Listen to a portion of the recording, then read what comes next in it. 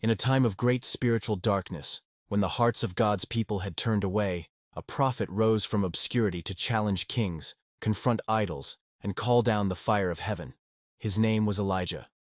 His story begins in the northern kingdom of Israel, under the rule of King Ahab, a man whose reign was marked by corruption and idolatry. Influenced by his wife, the infamous Queen Jezebel, Ahab led the people to worship Baal, abandoning the covenant of the Lord.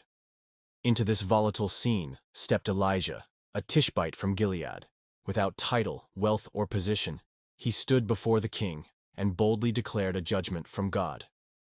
As the Lord God of Israel lives, before whom I stand, there shall be neither dew nor rain these years, except at my word.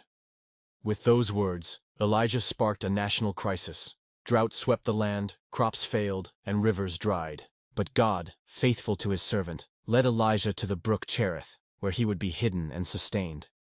Each day, ravens brought him bread and meat, and he drank from the brook, a quiet miracle that foreshadowed the many to come. When the brook dried up, God sent Elijah to a widow in the town of Zarephath. Though she had only a handful of flour and a drop of oil, Elijah asked her to bake him a small cake first. In an extraordinary act of faith, she obeyed, and her jar never emptied, her jug never ran dry. Yet the trial deepened. Her son fell ill and died.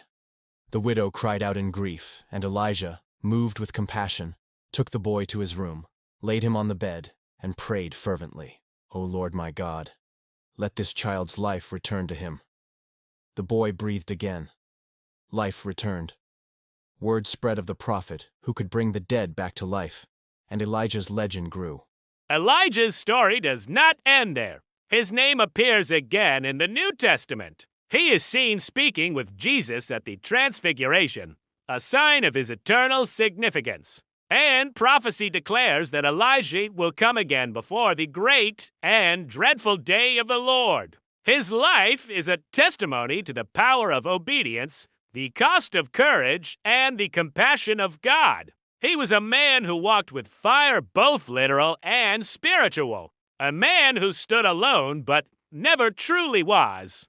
A man who heard the whisper of God and obeyed. Elijah reminds us that in the noise of the world, it is often the still, small voice that speaks most clearly. He shows us that even the boldest prophets have moments of fear, and that God meets us there not with condemnation, but with bread, with rest, with presence. His legacy is one of fire and faith, of miracles and mercy. Elijah, the prophet of fire, continues to inspire us to stand firm, speak truth, and listen always for the whisper of God. There Elijah took refuge in a cave. God asked him, "What are you doing here, Elijah?" He poured out his heart, feeling utterly alone. Then came a mighty wind. But God was not in the wind. Then an earthquake. But God was not in the earthquake. Then fire. But again God was not in the fire. Finally there came a still small voice, a gentle whisper. And in that whisper, Elijah heard the voice of God, not in spectacle, but in silence. God told him that he was not alone.